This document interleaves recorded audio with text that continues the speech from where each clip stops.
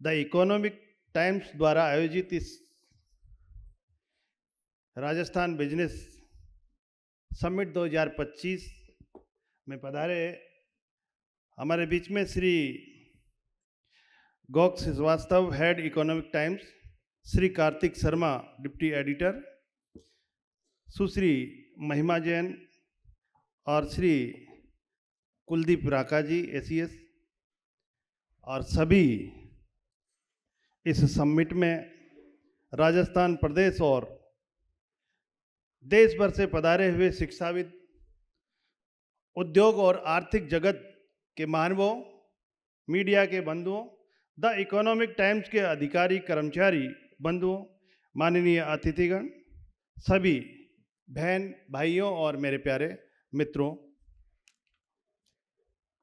आज the economic times द्वारा आयोजित राजस्थान बिजनेस समिट में आप सभी के बीच उपस्थित होकर मुझे अत्यधिक प्रसन्नता हो रही है। बंधुओं, देश के यशस्वी प्रधानमंत्री श्री नरेंद्र मोदी जी ने अगले 25 साल की यात्रा को देश के लिए एक अत्यंत महत्वपूर्ण माना है। ये अमृतकाल, इस अमृतकाल में माननीय मोदी जी ने देश की जनता के सामने 5 प्रण रखे हैं। 2047 तक भारत को विकसित राष्ट्र बनाना, गुलामी की हर सोच को से मुक्त हो जाना, अपनी विरासत पर गर्व और स्वदेशी को अपनाना, एकता और एकजुटता के साथ रहें, सभी नागरिक अपने कर्तव्य का पालन करें। हम देख रहे हैं कि आज ट्रम्प टैरिफ के कारण पूरी दुनिया की अर्थव्यवस्था में बदलाव आ रहा है, न्यू वर्ल्ड ऑर्डर सेट हो रहा है। माननीय नरेंद्र मोदी जी के नेतृत्व में भारत बिना किसी घबराहट के अपने पूरे आत्मविश्वास के साथ खड़ा है। आज देश का नेतृत्व सशक्त हाथों में है। हमें किसी प्रकार की चिंता करने की कोई आवश्यकता नहीं है। भारत आज विश्व की सबसे तेज गति से बढ़ती हुई अर्थव्यवस्था है। क्योंकि मैं प्रदेश का उच्च शिक्षा मंत्री एवं तकनीकी शिक्षा मंत्री होने के नाते मैं आपको, इसलिए मुझे इस बात को लेकर खुशी है कि आज का ये समिट बिल्डिंग भारत से brain power new learning revolution विषय को लेकर आयोजित किया गया। इस कार्यक्रम के माध्यम से शिक्षा जगत, उद्योग जगत और प्रशासन की श्रेष्ठतम प्रतिभाओं को एक साथ लाने का काम किया है। ऐसा नहीं है कि यह कार्यक्रम केवल किसी अच्छे होटल में इकट्ठे होकर भाषणबाजी करने के लिए आयोजित किया गया है। इस आयोजन में जो मंथन हो रहा है, जो विचार विमर्श हो रहा है, इस मंथन से जो निष्कर्ष निकल कर आएगा वह निश्चित रूप से एक समुद्र मंथन से अमृत निकलने जैसा होगा। यह अमृत सरकार की शिक्षा जगत की और उद्योग जगत की नीति निर्धारण में महत्वपूर्ण भूमिका निभाएगा और सरकार के लिए यह एक पथ प्रदर्शक रहेगा। यह अमृत सरकार की शिक्षा जगत की और उद्योग जगत की नीति निर्धारण में महत्वपूर्ण भूमिका निभाएगा और सरकार के लिए एक पथ प्रदर्शक रहेगा। शिक्षा और हमारे युवाओं की पीढ़ी के कैरियर के लिए समर्पित इस कार्यक्रम के आयोजन के लिए मैं द इकोनॉमिक टाइम्स को साधुवाद देता हूं, उनका आभार व्यक्त करता हूं कि आपने इतने शानदार कार्यक्रम में भाग लेने का मुझे भी अवसर प्रदान किया। आज राजस्थान प्रदेश शिक्षा और रोजगार के क्षेत्र में अद्भुत काम कर रहा है। शूरवीरों की धरती राजस्थान अपने गौरवशाली इतिहास से जाना जाता है। विशाल किले, दुर्ग यहाँ की धरोहर है। रंग बिरंगी संस्कृति के कारण रंगीलो राजस्थान के रूप में जाना जाता है। विशाल रेगिस्तान के कारण धरती दोरारी के रूप में भी जाना जाता है। और फिर इस धरती पर आए पावनों की मेहमानबाजी नवाजी के कारण ये पर्यटकों का भी एक विशेष आकर्षण का केंद्र रहा है। राजस्थान शिक्षा का भी केंद्र बन गया है। हमारे कोटा को शिक्षा नगरी के रूप में जाना जाता है। पूरे देश में आईआईटी, नीट जैसी परीक्षाओं की तैयारी के लिए देश भर के छात्र यहाँ कोचिंग के लिए आते हैं। इतना ही नहीं, अब राजस्थान योग और आयुर्वेद के क्षेत्र में भी बेहतर काम कर रहा है। हाल ही में 21 जून 2025 को अंतर्राष्ट्रीय योग दिवस के दिन पूरे प्रदेश के 1,50,000 से अधिक स्थानों पर 1,30,00,000 से अधिक लोगों ने एक साथ योगाभ्यास कर और एक कीर्तिमान स्थापित किया है। बंधुओं, आचार्य चाणक्य ने कहा है कि शिक्षा सबसे अच्छी मित्र होती है।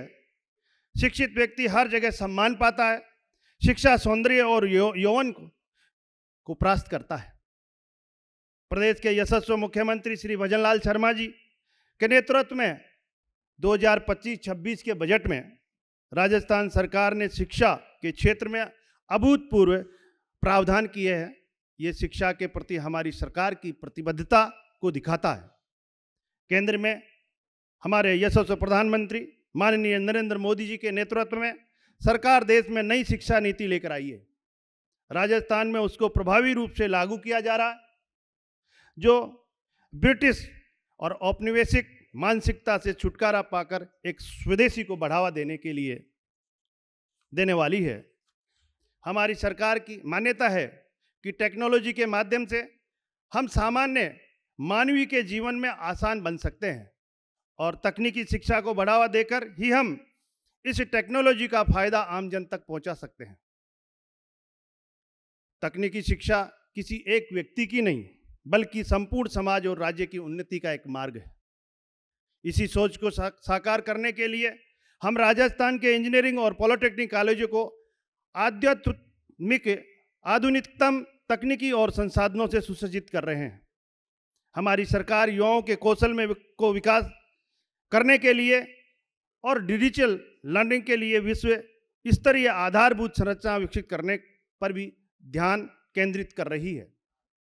हमारी सरकार ने बीकानेर, भरतपुर, अजमेर और इंजीनियरिंग कॉलेजों को Rajasthan institute of technology RIT के रूप में IIT के सक्षम समकक्ष विकसित किया है, ताकि गुणवत्तापूर्वक शिक्षा राज्य में ही उपलब्ध हो सके और हमारे विद्यार्थी देश विदेश के इंजीनियरिंग सेक्टर के लोगों से प्रतिस्पर्धा कर सके। हमारा स्पष्ट उद्देश्य है कि हम केवल डिग्रियां ही नहीं, दक्षता भी दें, नौकरियां ही नहीं, नवाचार भी दें। हम चाहते हैं कि राजस्थान के युवा देश के स्टार्टअप इकोसिस्टम में अपनी सशक्त उपस्थिति दर्ज कराएं। वे सिर्फ प्रतिस्पर्धा में भागीदारी नहीं बन सके, बल्कि लीडर बने और रोजगार देने वाले बने।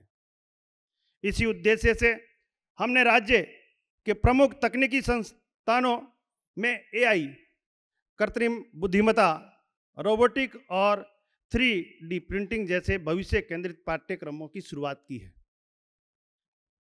हम इस बात को भली भांति जानते हैं कि जो राष्ट्र तकनीकी मोर्चे पर आगे है, वही भविष्य का मार्गदर्शक बनता है। हम अपने युवाओं को सशक्त बनाएंगे, उन्हें भविष्य के लिए तैयार करेंगे और यह सुनिश्चित करेंगे कि हर छात्र, चाहे वह शहर हो या गांव हो, सभी को गुणवत्तापूर्वक शिक्षा का अवसर प्रदान हो। तकनीकी शिक्षा मंत्री के रूप में मैं आपको आश्वस्त करना चाहता हूं कि हमारा लक्ष्य उच्च शिक्षा और तकनीकी शिक्षा को इस प्रकार सशक्त बनाना है कि वह वैश्विक मानकों के अनुरूप हो और साथ ही भारत की आवश्यकताओं से भी जुड़ी हो। हम राष्ट्रीय एवं अंतर्राष्ट्रीय संस्थानों के साथ साझेदारी कर रहे हैं ताकि युवा केवल सैद्धांतिक शिक्षा ही नहीं ले, बल्कि वो टेक्नोलॉजी का व्यवहारिक अनुभव भी प्राप्त कर सके, जो विश्व उद्योग को एक नया आकार देती है। हमारी सबसे बड़ी प्राथमिकताओं में से एक है युवाओं को रोजगारपरक कौशल प्रदान करना। राजस्थान में विश्व स्तरीय शिक्षण केंद्र और खेल संकुल स्थापित किए जा रहे हैं, जो युवाओं को समग्र रूप से तैयार करेंगे। व्यवसायिक शिक्षा को मुख्य धारा की शिक्षा से जोड़ा जा रहा है, ताकि स्नातक होते ही युवाओं के पास व्यवहारिक कौशल हो।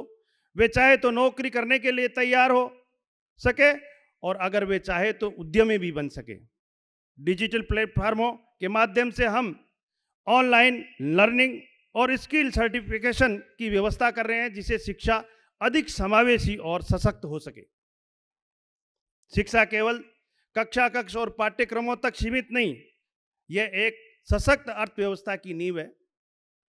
शिक्षा में निवेश करके राजस्थान अपनी सकल राज्य घरेलू उत्पाद जीएसडीपी में भी निवेश कर रहा है। जब विद्यार्थी कुशल, प्रोफेशनल व प्रवर्तक और उद्यमी बनते हैं तो वो रोजगार सृजित करते हैं, उद्योगों को आकर्षित करते हैं और समाज का निर्माण करते हैं। परंतु मैं ये स्पष्ट करना चाहता हूं कि केवल सरकार के बल पर यह सपना साकार नहीं हो पाएगा। हमें अकादमिक जगत, उद्योग और प्रदेश के नागरिक और समाज सभी का सहयोग चाहिए। उद्योग जगत के श्रेष्ठतम लोगों को आगे आकर पाठ्यक्रमों को निर्मित करना होगा, इंटर्नशिप उपलब्ध करानी होगी और वास्तविक परियोजना देनी होगी जिसे शिक्षा सार्थक बने। शिक्षा जगत को शिक्षण पद्धतियों में नवाचार करना होगा और तकनीकी को अपनाना होगा और शोध व समालोचनात्मक चिंतन को भी प्रोत्साहन करना होगा। पंडित दीनदयाल उपाध्याय जी ने कहा था कि विदेश को स्वदेशी और स्वदेशी को युगानुकूल बनाकर अपनाएंगे। हम सब मिलकर एक ऐसी शिक्षा प्रणाली बना सकते हैं जो वैश्विक दृष्टिकोण की होने के साथ साथ स्वदेशी और युगानुकूल हो। बंधुओं, जब हम भारत के ब्रेन पावर के निर्माण की बात करते हैं तो राजस्थान इस नई शिक्षा क्रांति का नेतृत्व करने के लिए दृढ़ संकल्पित है। हमारा विजन स्पष्ट है कि राजस्थान को केवल धरोहर का राज्य ही नहीं बल्कि ज्ञान, नवाचारों का और अवसरों का राज्य बनाना है। युवाओं को केवल आज की नौकरियों के लिए नहीं बल्कि भविष्य के कैरियर के लिए तैयार करना है, ऐसे कैरियर जो अभी अस्तित्व में भी नहीं है। भारत को एक वैश्विक प्रतिभा का केंद्र और विश्व गुरु बनाने की यात्रा में योगदान करना है। मैं अंत में कहना चाहता हूं कि राजस्थान के युवा हमारी सबसे बड़ी ताकत है।